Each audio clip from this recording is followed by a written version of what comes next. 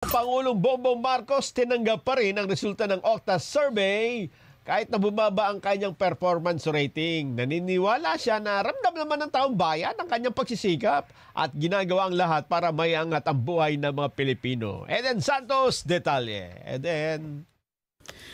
Ikinatuwa ni Pangulong Ferdinand Marcos Jr. ang resulta ng latest survey ng Octa Research.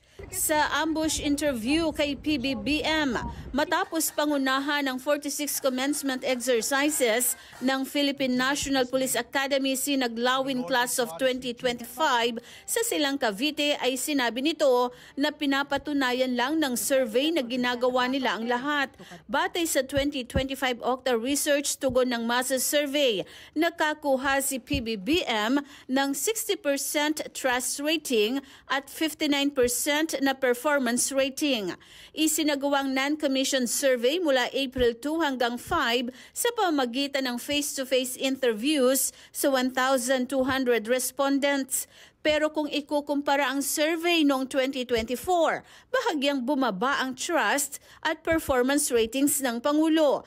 Magugunita na naitala ang 65% trust at 64% performance ratings ni PBBM noong 2024 tugon ng Masa Survey.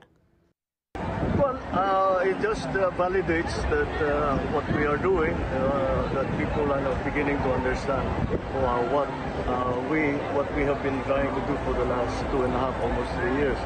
So it continues to inspire me because it shows that we're making progress.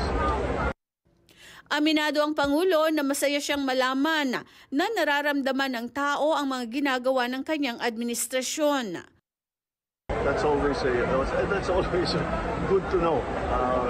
Kung minsan hindi mo na malaman kung nararamdaman ng tao yung inyong ginagawa, at mabuti naman at nakikita ng taong bayan ano yung ginagawa natin at paano makakatulong ito sa pampaganda sa kanilang mga buhay.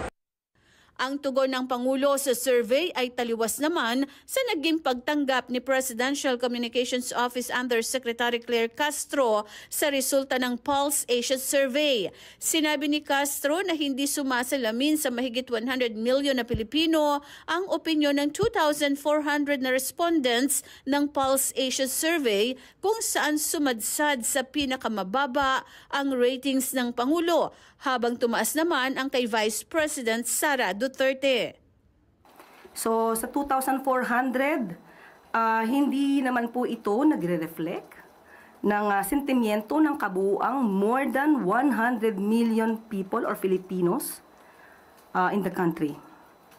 But dahil nga nakita at nabanggit natin itong mga fake news, sumasalamin din po ito sa impluensya ng mga fake news na nagkakalat.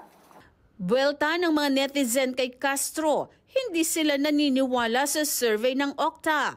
Ipinaalala rin ng mga ito kay Castro ang kanyang ginawang pagmamaliit sa 2,400 respondents ng Pulse Asia, mas mataas kumpara sa 1,200 respondents ng Octa.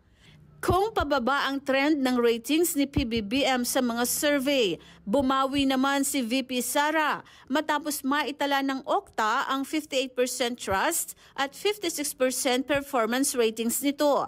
Kapuna-puna ang malaking itinaas ng ratings ni VP Sara kumpara sa kanyang 49% trust rating at 48% performance rating noong 2024.